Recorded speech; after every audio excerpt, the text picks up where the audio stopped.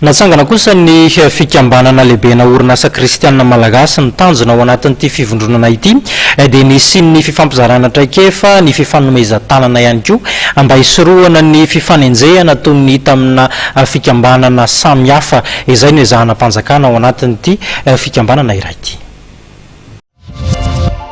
Natsangana androany ny fikambanan'ireo tompon'ny orinasa malagasy kristianina izay natao tao amin'ny kara faravohitra Centre Europe. Ny tanjon'ny fikambanana moa ny hanome sosikevitra ny fanjakana entina piroboroboana ny orinasa malagasy manerana ny nosy.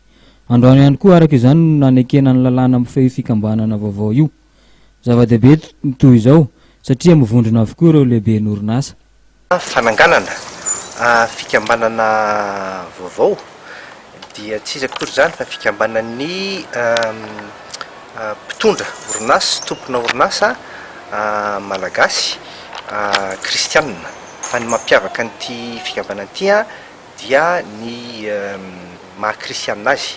Fa ny zava-dehibe zany dia ny hoe ireo tompona orinasa ireo ireo mpitondra orinasa ireo izay mivondrona, izay miaraka ao anatin'io fikambanana io dia mampiely izany ataontsika hoe maha-kristianina azy. Ny zavatra natonga ny ity fikambanana ity dia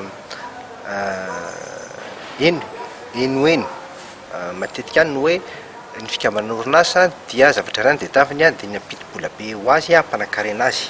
Omaly no nanomboka io fivoriana io ka ny farana ny ariva teo. Nandritra izany dia natao ny fifidianana ireo birao io tantana ny fikambanana.